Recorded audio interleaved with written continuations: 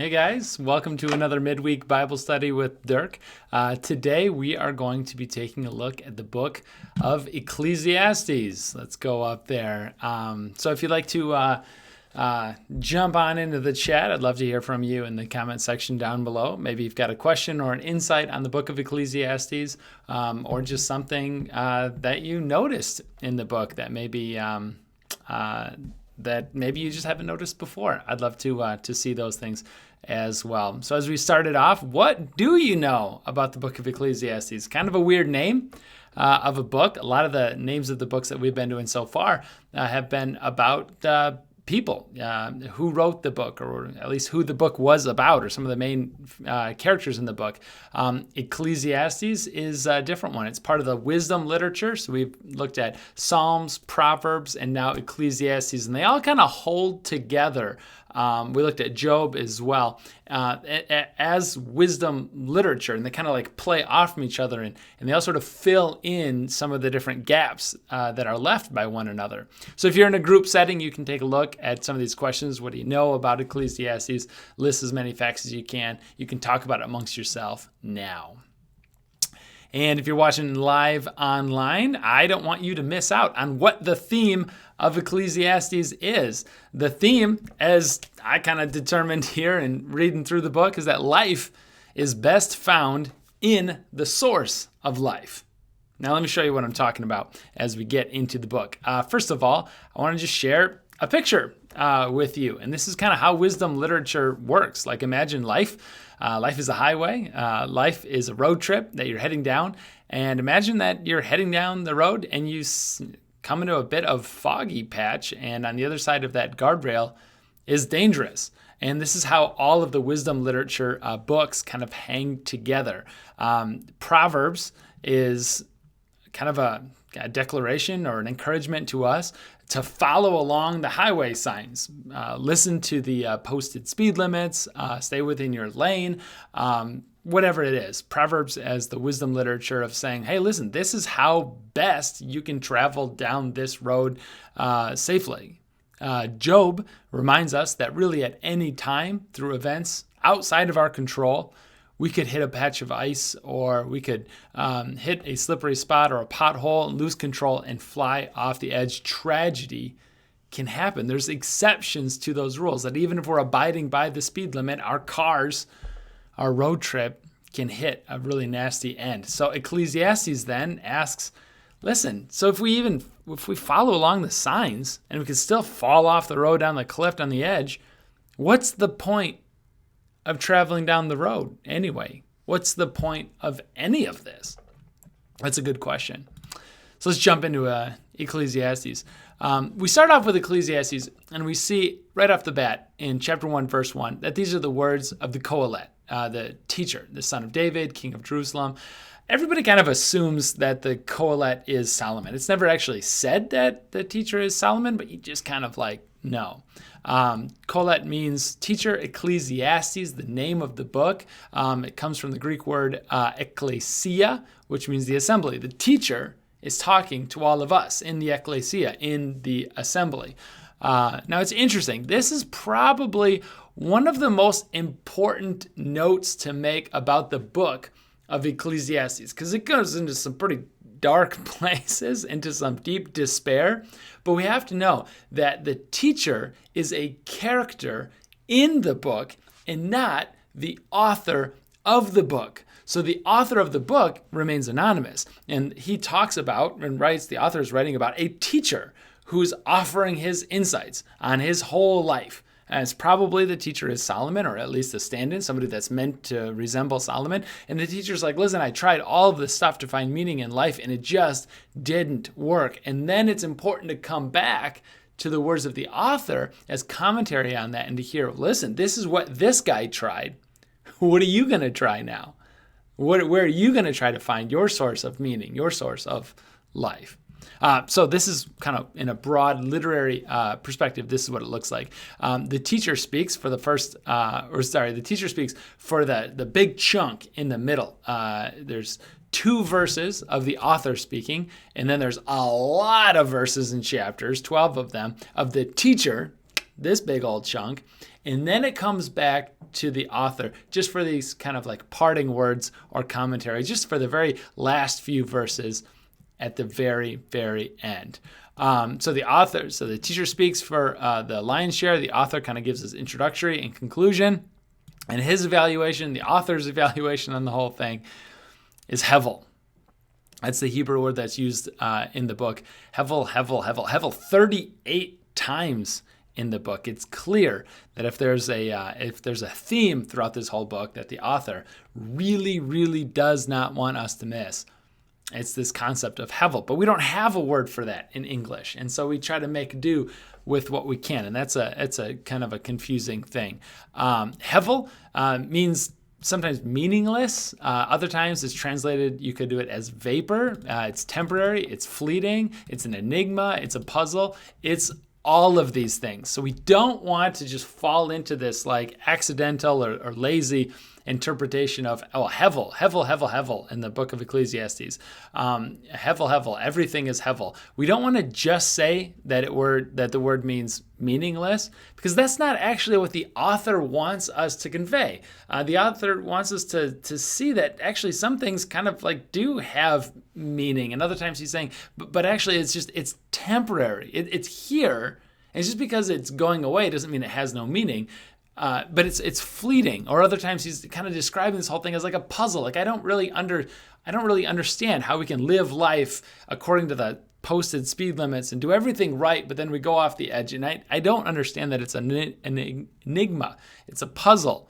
It's vapor. It's like smoke, he describes in other areas. It's like something that's tangible and here, and you can see smoke, and it almost looks like this object that you could grab onto. But of course, once you try to grab onto that smoke, it just kind of goes away. It slips out of your hands. It can't be held onto. It's vapor. It's all of this. It's Hevel. And so we have this sense that there's justice, but there's so many exceptions to the justice rule from Proverbs. That it's kind of like following these rules is just chasing after the wind. So here's the big point, is that the author's goal, not the teacher now, the teacher's the character in the book, the author is of the book, the author's goal is to let the teacher deconstruct all the ways that he and we find meaning and purpose apart from God. So the author kind of sets it up and says, well, this guy's been through life. If he's Solomon, he has done everything. He has lived life to the maximum extent that we could possibly ever imagine living life towards. So let him speak to you. And that's kind of what happens, is that we have all of this wisdom and these words from the teacher. And without going into it, you should check out the middle 12 chapters of Ecclesiastes on your own sometime. But you can see that he really aims at describing everything that he has experienced in his whole life. And he talks about wealth, and he talks about pleasure, and he talks about status, and he talks about his career, he talks about so much stuff.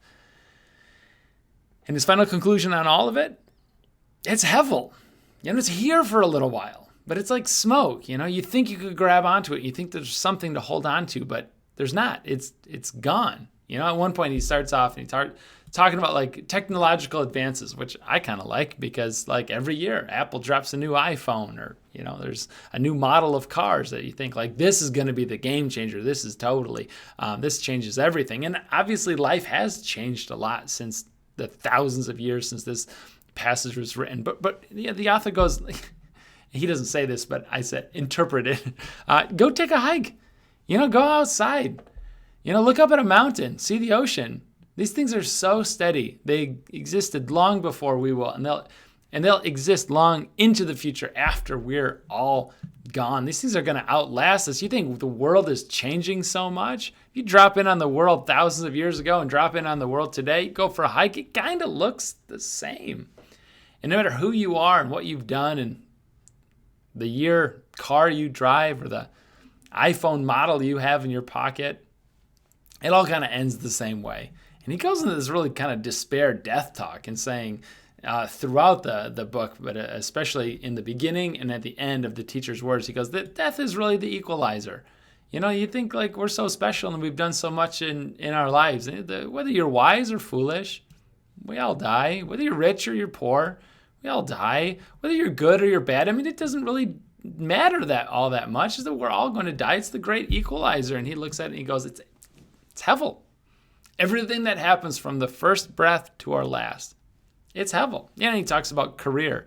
And he kind of goes into like deconstructing why each of these things, why we can't really find meaning or lasting permanence into them. He talks about career and he goes, you stress yourself out so much to develop this great career that you can be known for. And by the time you can sit back and enjoy your reputation in your career and enjoy the wealth that came from it, you're too old to enjoy it all. Or maybe you accumulate it all only to leave it behind to somebody. And they don't really care about where the wealth came from or what to do with it. It's not really their thing. And he gets it's Hevel, right? Chasing after the wind. Or beauty. And he describes how even beauty, right? Death is the great equalizer. Everybody goes old and really kind of looks the same after 10 years after you're dead. It's Hevel. Or pleasure, right? Where you like live for the party and you're like, YOLO, weekend, whatever, like all this. But Monday always comes. There's always more work to do. It's Hevel. So what do? Do we live for the here and now? Do we live for the moment and live moment to moment? He goes, no. That's just like a more sophisticated version of more Hevel.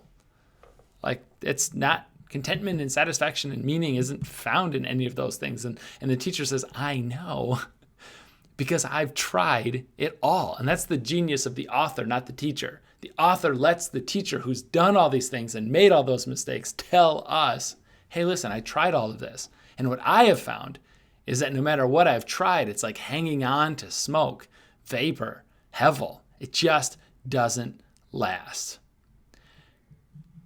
And so his take, the teacher's take, is that you live by wisdom and fear of the Lord, and probably it'll go better for you. Like on the picture of the highway that I shared earlier, like way on up in this one, hey, obey the posted speed limits and life will probably work out better for you in general, but it doesn't always.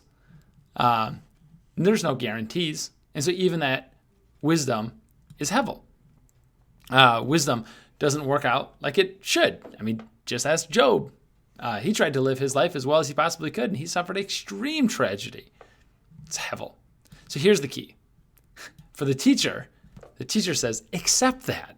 Accept that it's all Hevel. Accept that there's nothing permanent. Accept that nothing truly lasts.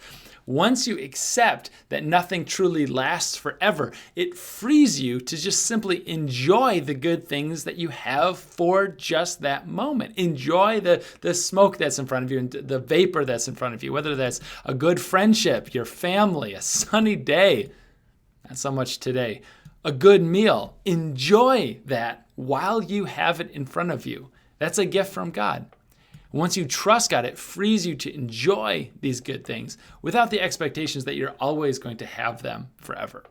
And that's the teacher's take, but not the author's. Remember, the author uses the teacher as a character. And so the author in Ecclesiastes 12, in the final chapter, kind of makes a commentary on all this. So the author there, again, gives this picture of like a staff, like a shepherd and a staff or a goat, like poking, the teacher is poking us, right? And we don't like what he has to say all the time, right?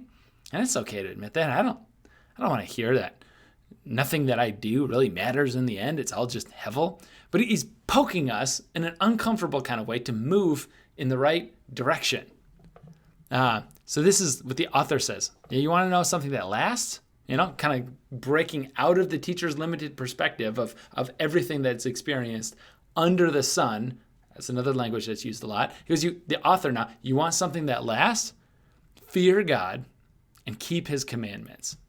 This is the whole duty of humans. For God will bring every deed into judgment, every hidden thing, whether good or evil. So we go back up to this picture again. And the author of Ecclesiastes is saying something along the lines of, here, listen, everything is just smoke. It's vapor. It's cloudy. It's fog. It's here. It's gone. We don't really get it. We can't hold on to it. Fear God. Trust his commandments. Trust God that he will clear away the fog. He will clear away the vapor. And you'll finally be able to see what truly lasts. I like this picture because we get meaning coming from the hope of God, that God will clear away all of the Hevel. We spot Jesus in Ecclesiastes. If we look for contentment, significance, security, meaning in all of those things, then we're going to have a hard time rebooting when those things crash. Michael Williams, The Jesus Lens. Meaning isn't found under the sun, but above the sun with a relationship with the Creator. It makes sense that life is really truly only found in the source of life. That we're not going to find meaning under the sun. We're not going to find meaning in the Hevel, in the vapor, in the temporary, in the meaningless, in the enigma, in the puzzle. Meaning, satisfaction isn't found in those things. It's found above the fog, above the haze, above the smoke, above the vapor, above all of this to the very, very source of life. And so in his own way, the teacher and the author of Ecclesiastes are pointing towards something that they know nothing about. That is that you and I, we can have a connection to the source of life. And Jesus said it best in John 10:10. He says, I came that you, church, might have life and have it to the fullest.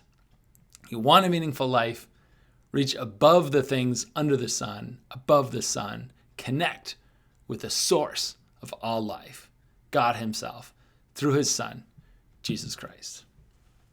We got some group questions in here. I'd love to hear some of your thoughts as well in the comments section. Otherwise, you can leave this one on the screen for a little while, and I'll make sure to do that too. But what did you take away from Ecclesiastes? What's the relationship between the author and the teacher? The word Hevel is used 38 times. What does Hevel mean? What does Hevel make you feel? These are very unsettling things. And if you feel kind of bristly or poked at, like a shepherd's staff or shepherd's goad, pointing you in the right direction, that's probably a good thing. Sometimes our contentment is, or our comfort is the death of our contentment because we're not pushing for those deeper answers, just settling for what's right out in front of us.